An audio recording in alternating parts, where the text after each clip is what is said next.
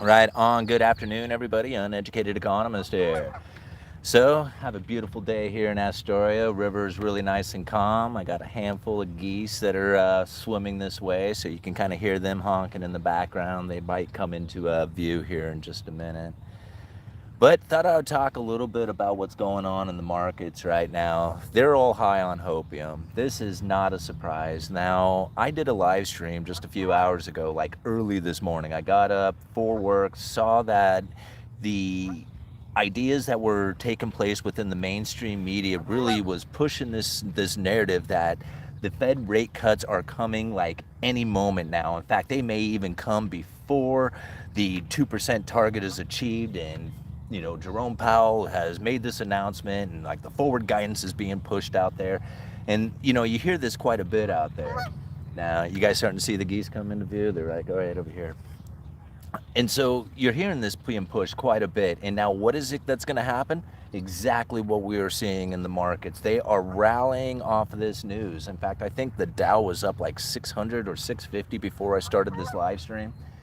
And now, considering where it's at today, that isn't like, and giant, like the most extreme move in the world, but it's pretty significant when you consider that the information that came out really didn't change anything about what's going on within the economy. Like literally nothing has changed except for the market's perception about what is going to come in the future. And now this is what's driving the markets, is this hopium, like this delusional belief of what it is that the Federal Reserve has said. They have said nothing yet, like literally have made no rate decision changes, and even the forward guidance or signaling or ideas of what it is that people have taken in as far as their thoughts about what the Federal Reserve is doing is imaginary. It's not reality. I mean, it's literally taking some ideas that Jerome Powell had said and twisting that into a confirmation of this is taking place. Like 100% belief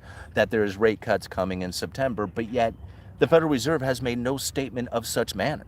Like, yeah, what Jerome Powell did imply seems pretty significant, but that was just it. It's just his, like, voicing out a thought, an idea, a perception, right? But it's not the reality of the situation. The reality of the situation comes when the FOMC makes that rate cut decision, right? And that we haven't seen yet.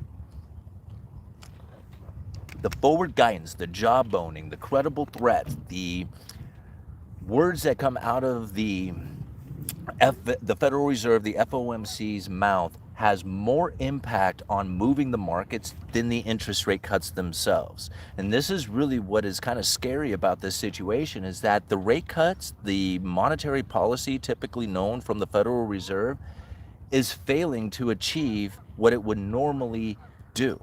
Like from what everybody had understood from the Federal Reserve as its classical form from 10, 15 years ago, no longer is the effective tool in which that the adjustment of rates would actually do something for the economy in an impactful way. It doesn't work as well. Now, it's more about their speak, their words, and you can see it taking place right now. Like right now, literally, the Federal Reserve changed nothing from yesterday to today as far as their actions within the monetary policy, but yet the market's perception is driving it crazy. Right? Driving it crazy right now. So I think about it. It was just like, man, if everybody was to have understood the credible threat theory before all the pandemic started to take place, they wouldn't have internalized all this belief about what the Federal Reserve is trying to do with inflation. Like, they have got it wrong.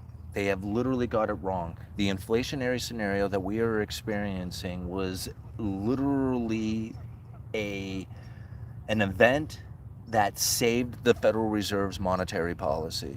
Straight up. Like, if you understand what it was that they were complaining about prior to the pandemic, of inflation expectation running persistently too low, running into or interfering with the ability to stimulate the economy, because they were at the lower bound of zero with neutral interest rates also close to zero. This right here, I know it's very difficult especially for those who are new to the channel, who haven't been following me or trying to pick up on a lot of the theories that I have been putting out here on YouTube. I know this is very difficult to try and wrap your head around, this low neutral interest rate and the Fed funds rate being close to the lower bound with those neutral interest rate, and that failing to produce the inflationary scenario that they were looking for. This was like all after the great financial crisis. Like, they realized it. Their monetary policy had failed to achieve what it was normally expected of them. And they knew that their words were going to do it. And this is proof of it. You can see it right now, plain as day. I mean, just look at all the commentary that has taken place out there. This is going to, if this idea keeps getting pushed for the next, whatever, couple of months until September, you got to think, nothing's going to happen until September anyway, right? If this push in the mainstream media has this belief going harder into the future, what you're going to find is it's going to start bringing the mortgage markets down, as far as the interest rates on that. It's going to start bringing interest rates on everything down, because people are literally acting in a way as if the rate cuts have already happened. Like, this is how the Federal Reserve figured it out. They realized that if they talk about their interest rate cuts far in advance, that they could get more out of the interest rates. Right? It didn't matter if it was up or down. If they just spoke about it ahead of time, they realized that they could get more out of it. And then they realized the more they communicated about it, that it didn't really need as much interest rate adjustments if they communicated more about it. And then they realized, hell, it was more about the communications than it is about the actual rate cuts. And once they figured that part out, man, nobody knew it. Like, they set up all the communication tools, the styles, the ways of being able to deliver the message efficiently, transparently, in their opinion, to guide the markets in a direction as if they had already did the rate cuts. That's their monetary policy. And this is evidence of it. You can see it plain as day right now. However, if you're not aware of the credible threat theory, you wouldn't know it. It would be completely invisible to you. This would, even like the idea, if this is a brand new video to you, it's probably just mind-blowing to even think about how it is that the Federal Reserve was using inflation to save their monetary policy. Once you see it, it totally makes sense. Right? And then you realize that 99.9% of the people out there have got it wrong, have got the Fed monetary policy strategy incorrect. They have the belief of a 2% target, which immediately, if you have that in mind, that the Federal Reserve is shooting for a 2% target, you have missed 100% of the monetary policy. You have got it 100% wrong. And that is scary, because that's 99.9% of the people out there. And I know it's crazy to think that one dude sitting out here on a park bench in the middle of the Pacific Northwest alongside a river is the only person on YouTube who has really broken this stuff down to this level. But I am. I'm literally the only one. And now I'm giving you evidence constantly within the descriptions of these videos, links to all the Fed speeches and documents and papers that they have worked on, confirming pretty much everything, validating everything that I have said about what it is that the monetary policy is trying for. And this is no different, right? You can see it, and its evidence is plain as day right now to me. Like, everybody else thinks that the Fed screwed up, or they don't know what they're doing, or all this other stuff. And I'm thinking, man, having that sort of thought is literally benefiting the Federal Reserve. That saves their monetary policy every single time somebody says hyperinflation. It's crazy to think, but it's the truth of it, Man, what a beautiful day out, man. I hope it doesn't cook my phone. All right, what are we at here? Has Simon changed his channel? Herb use now. What are you talking about? Grandpa buys gold and silver. If rates go down, the NASDAQ is where it's at. No one else will talk about it. We live in North Korea. Simon says, beautiful morning. Thank you. Yeah, it is. It's a really beautiful morning. All right, let me cruise down here. Focus on themselves, proceeds to tell everyone else how to live.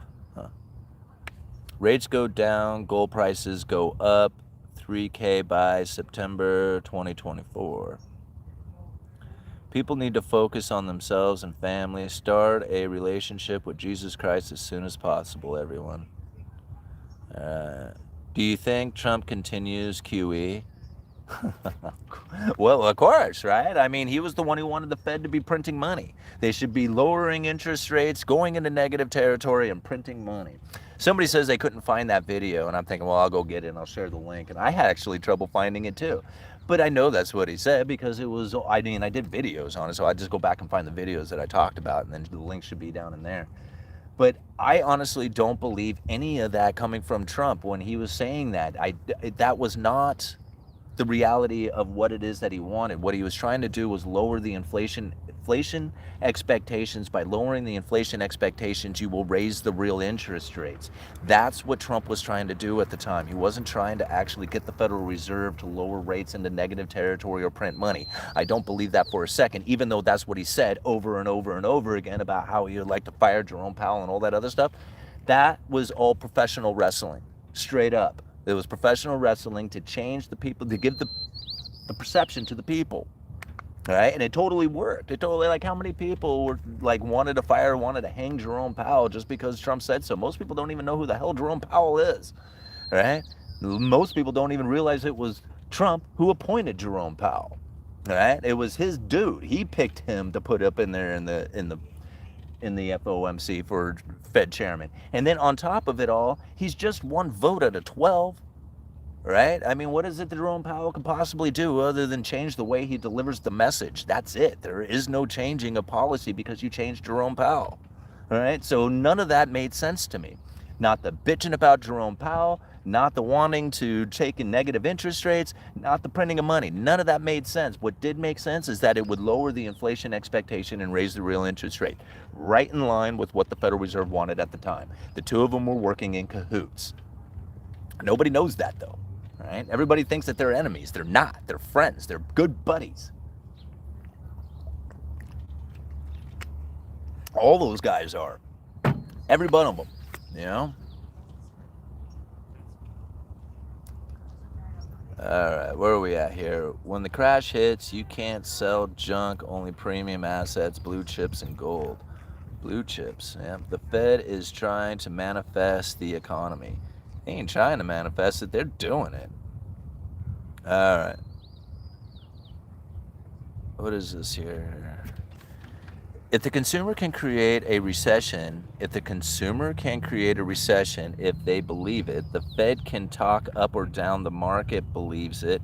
If you think you're right, you are ahead, you are, and if you think you are wrong, you are as well. When the crash hits, you can't sell junk, only premium assets, blue chip.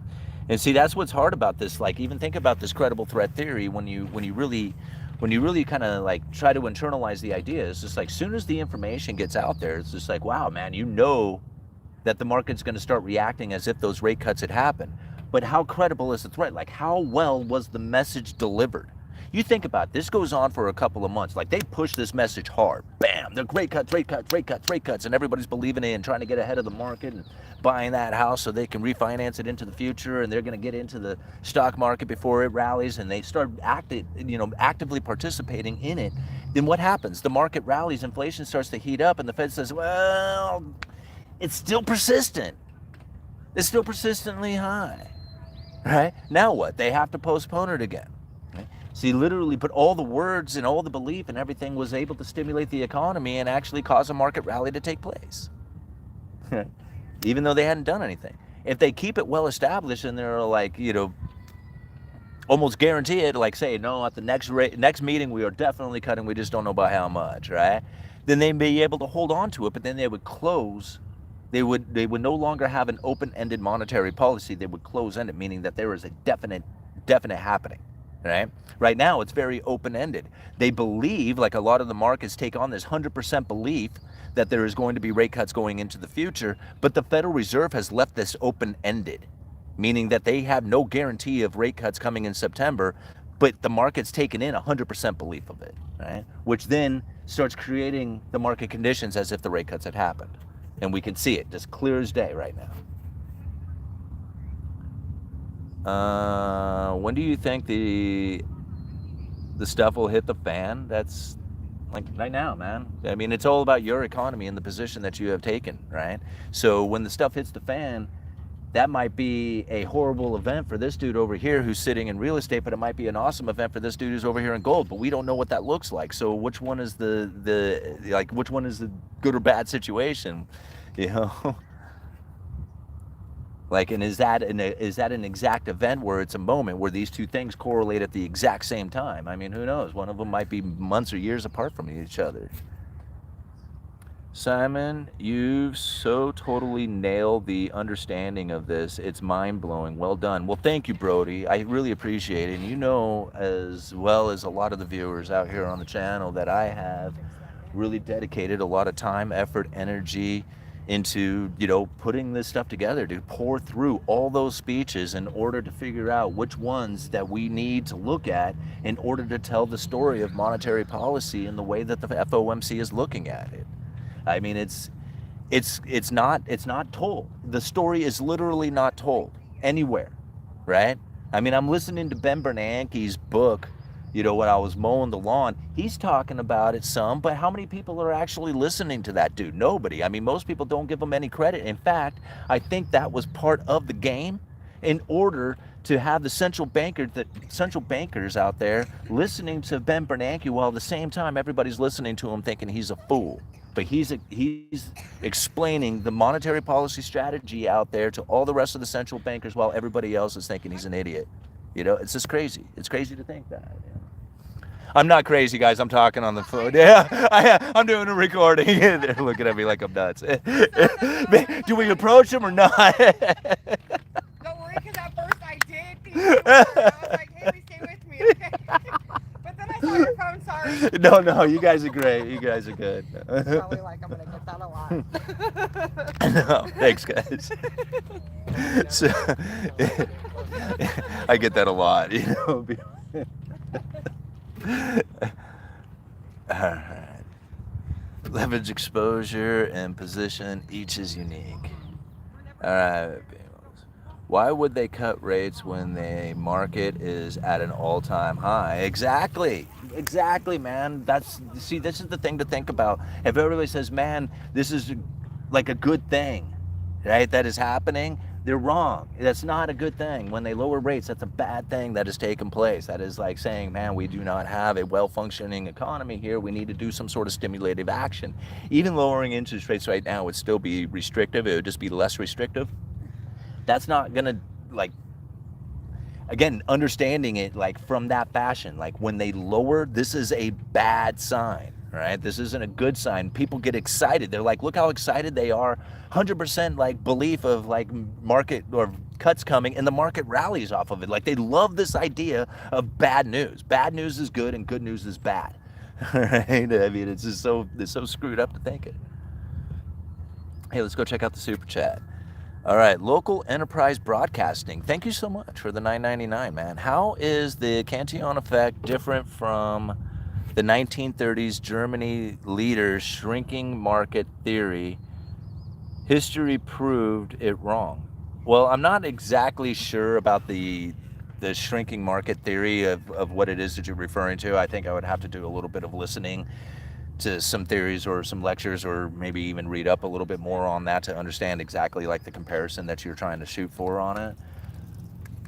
But, you know, as far as like, I mean, when it comes to like the Cantillon effect, in my personal opinion, when I think about it, it really comes down to like basically 7 steps that it goes through. And however that seems to look, like it may look, it may look differently no matter to different times, to different regions, to different people. Like everything might look a little different, but it all essentially has the same sort of like time, like stepping, like the same sort of steps to it, right? And again, like it doesn't matter if it's a country or a person or a corporation or a city or whatever. There's going to be industriousness of the people, right? They're going to figure out something, whether it's a product that they're selling, a service that they're doing, you know, their agriculture, you know, fishing or doing something, right? They're going to figure out some way to be industrious. And with that industriousness comes production and savings, right? So if you're an industrious person, and you think about it, like If you were some broke ass kid, graduated high school, your job, get your first job, that's being industrious. You're the first time you're like really an industrious person, working for your boss, sweeping floors, doing whatever, getting paid minimum wage, right? So now what happens, right? Production and savings. So you produce, whether it's your time or a product that you're building or whatever. So you produce and save. Once you produce and save, something happens, right? You want to enjoy that production and savings, which means that you're going to raise your standard of living. I mean, you think about it. If you're, what's the first thing you're going to do if you have a job, right? You're probably going to buy a car or get an apartment or something like that, right? You're raising your standard of living. You might have been living at home, now you're living on your own again, right? That may not be raising your standard of living, but living on your own is somewhat like, kind of raising your standard of living, graduating out into the real world. So that's like step 3, right? So you've industrious person, you produced and saved, and then you raised your standard of living. Well, now something very interesting begins to happen is that if you can continue to produce and save, meaning that the new money comes pouring in, you're going to start doing something which is going to raise the prices of everything, and it's going to start bringing in the foreign production, right? So that foreign production that starts moving in, that starts to exit out the domestic manufacturing, right? So again, the rise of an industrious people, production and savings, raising that standard of living, moving into the foreign production, right? And then moving out of domestic manufacturers from the luxurious items, right? So you have the luxurious items. I guess luxury would be number 5, and then the moving of manufacturing would be number 6, right? That would essentially how it would all go down. And then eventually the new money would turn off and everybody falls into poverty. So you can see that pretty much in any kind of life. Like if you had a job as a kid, you get that job, you produce and save, you raise your standard of living, you start moving into higher, better products or whatever. That right there starts moving in to like foreign production and moves out the domestic manufacturing if everybody was to do this at the same time. Eventually the new money turns off. Well, if the new money turns off when we have been pretty much buying mostly domestic or foreign production, and our domestic manufacturers do not support our standard of living, the new money turns off and everybody falls into poverty. So whatever that looks like at any given time, like it could look very differently for different economies or different people, but essentially it's going to be one of those many steps.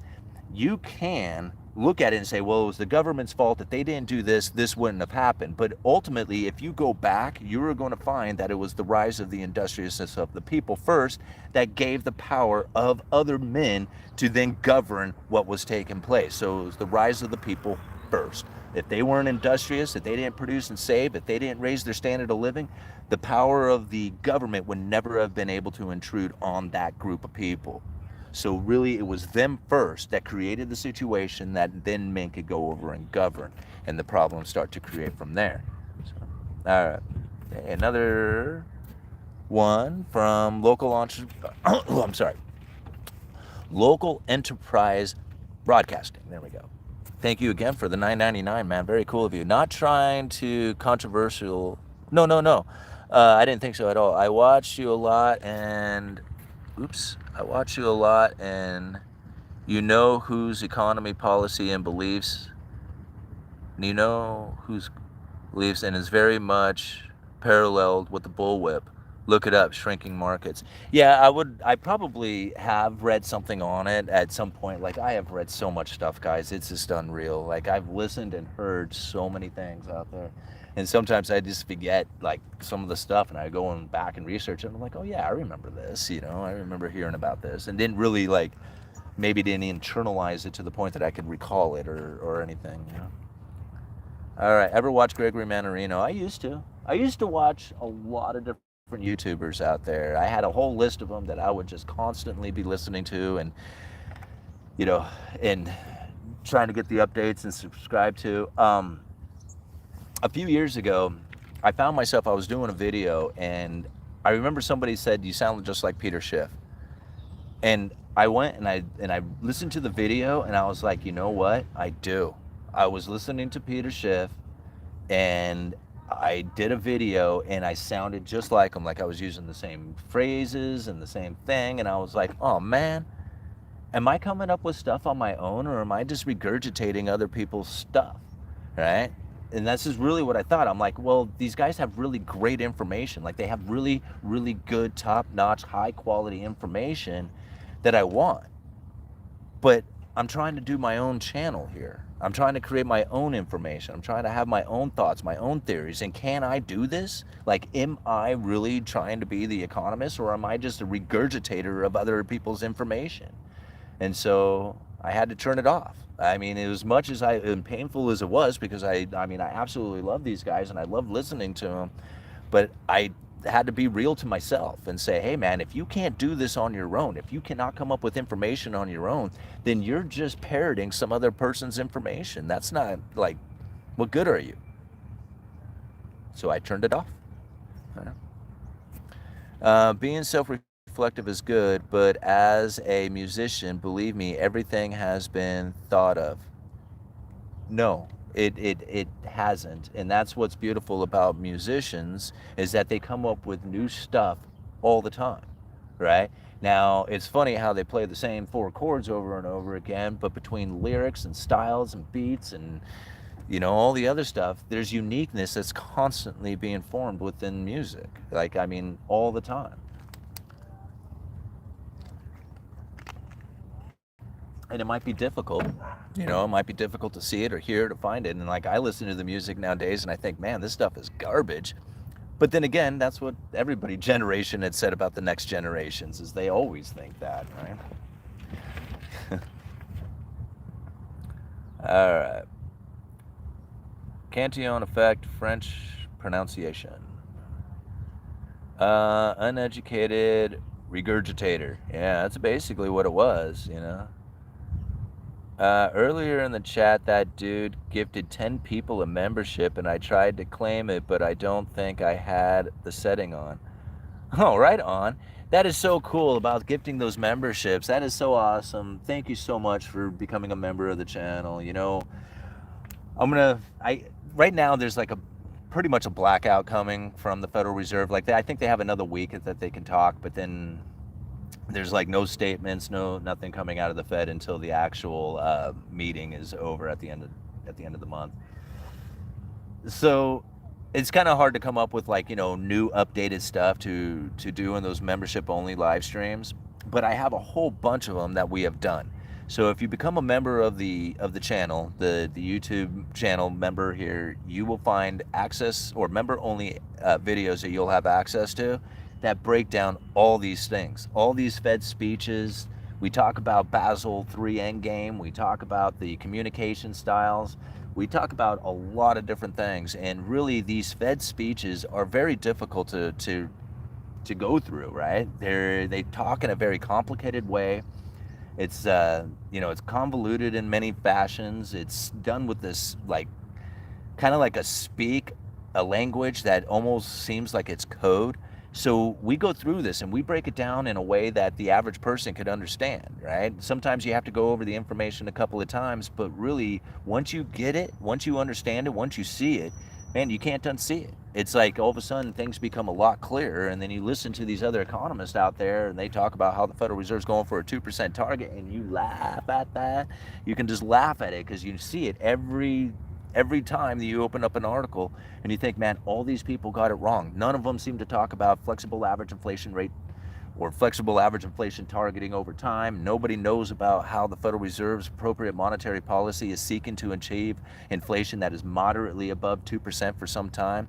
Hardly anybody knows about a credible threat theory at all. Like that most people have no concept of that whatsoever. So, and you learn about all that stuff. You learn about all that stuff in our member-only videos that we do and we cover. And, you know, for $1 a month, you know, I don't know of anybody else out there who has a subscription as cheap as that, man. What are those guys doing out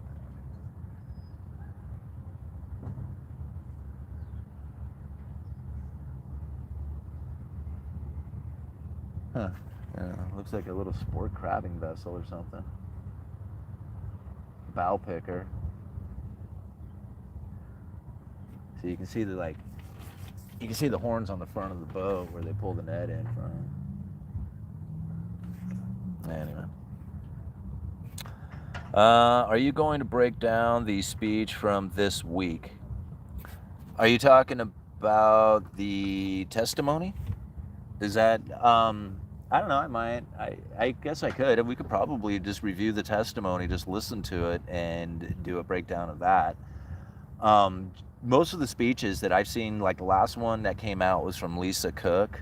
I believe that was on July 10th. And it does talk about monetary policy, but I kind of reviewed it. And to be honest with you, it's not that great. Like, I didn't find anything in there that was really like prudent information that would be worthy of breaking down this entire speech to go over, because really I think the other speeches, like if you wanted to listen to one, I think some of the other ones that we've done recently, especially the one with Jerome Powell, the August 27th of 2020, breaking down that speech is really incredible. The Bowman speeches, those ones are really good. Michelle Bowman has really been hitting it hard as far as like, you know, talking about monetary policy and the issues that we were facing, you know, during the pandemic and even prior to the pandemic. All that stuff, like once you get it, once you learn about the neutral interest rate, once you see the inflation expectation being persistently a problem prior to the pandemic, all this stuff really starts to clear up on what it is that the Federal Reserve is truly attempting to do. Once you understand that credible threat theory, like once you get it good, like it's hard too. It's hard to understand because you don't know exactly what it is that's a credible threat when you're reading out there. But I've come to the conclusion that anything that the Federal Reserve is saying that's outside of a speech or some sort of working paper that has come from the Federal Reserve itself, that is essentially another document going to the other central bankers, unless it's something like that, it is going to be propaganda. Like straight up.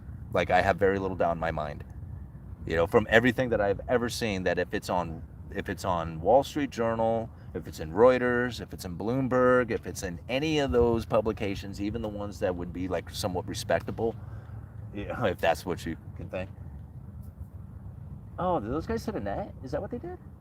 Oh, I didn't realize. I didn't even see that. They got 2 buoys set up there. I think that's what they did. Anyway, so yeah. What time is it? Is it time to go yet? I guess so. It's getting pretty close. Fed chair speaks to David Rubenstein. This is the title on YouTube. They were laid back and questions asked blunt.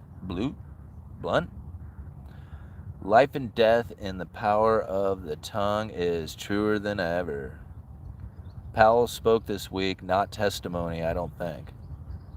Did he? Okay, well, so generally what I do is I go to the Federal Reserve, I type in Federal Reserve speeches, and there's like lists of them, like literally hundreds and hundreds and hundreds. You can date them back a long ways too, like, I mean, decades. And so anyway, I go to those and you can find like the, you know, anyway, the speeches that they have at least access to as far as the Federal Reserve goes. There may be other like speaking engagements or something that maybe not necessarily one of those speeches. So if that's the case, then I'll go and check that out. If there is, you know, an actual speech written down or an actual speech given, then I'll, you know, cover that one. I have a hard time thinking anything that is being reported is going to be difficult to take in as anything other than propaganda. So if somebody is just like, hey, Jerome Powell, I want to interview and get some questions, you know, ask you some questions or something like that, I would take very cautious considerations, you know, about whether or not that is going to be a credible threat, you know, Q&A session, right? And not necessarily the communication going to the other central bankers. That's the difference in it. Like, is this communication geared to go to the other central bankers, or is it geared for us, the people, to receive? Right? Because that's going to be a huge difference inside of the style of the communication and what it is that they are communicating. Right? Again, nobody knows about average inflation rate over time, even though they straight up made it an announcement, you know, press conference, everything. Nobody knows it. Nobody thinks about it. Nobody talks about it. Alrighty, guys, you are awesome. How's All Nighter doing? I don't know. He's out there fishing. He's doing something similar to that thing, but, you know, up in Alaska. All right, it took a long time to understand all the all this personally, but joining the channel and watching a bunch of lives and other videos, Simon has really clarified it all for me. Right on, Brody. Thank you so much, man. See, that's the type of testimonials that you hear. And in fact, I get people who email these things to me all the time saying, thank you for doing all this. I never realized or didn't know or never seen anybody who's talking about it in this sort of fashion before. And considering, like, you know, literally, I'm just some dude. I mean, I got a day job. I got to go back to work here in a couple of minutes. And I mean, I don't know anybody else who's done it. Like, I mean, to be able to talk about this stuff from this working class point of view, I don't know of anybody else who's internalized the information like this. I mean, there might be some dude out there with $100 million who can, you know, talk about it too, but I don't relate to that guy. You know, I relate to, you know, other people who are working. That's it. Like people who have a 9-to-5 job, who have to bust their ass every single day to make ends meet, and you know, trying to figure this thing out. This is what this channel is for. Is for you to help you figure out what it is that's going on in the economy, so you can make those best choices for yourself. That's what this is all about. You know? Some people might use it to make money in investments and stuff like that. I mean, that's cool. I mean, I hope you do, especially with the lumber information. But that's not the intention. The intention here is to provide a place in which that, you know, we, the regular people, can figure out what it is that's happening out there within the economy in a level that is, in my opinion, higher than what most people out there have. You know, I really do. Like when I see the mainstream media and I listen to some of these people, I'm like 99.9% of the people literally got it wrong, and that's scary as hell to think that I was able to figure it out beyond that, beyond them. You know, these people are supposed to be like super intelligent, got it all going on. They figured it all out with their investments and stuff, but yet, right? They don't know about flexible average inflation targeting. They don't know about the neutral interest rate, or at least they don't talk about it. You know, they don't know about credible threats. Uneducated Economist. You guys let me know. Thank you. Thank you for the super chats. Thank you for hitting the like button. We have 153 people watching right now. Let me give you one more shot of the river here, since the fog kind of cleared up.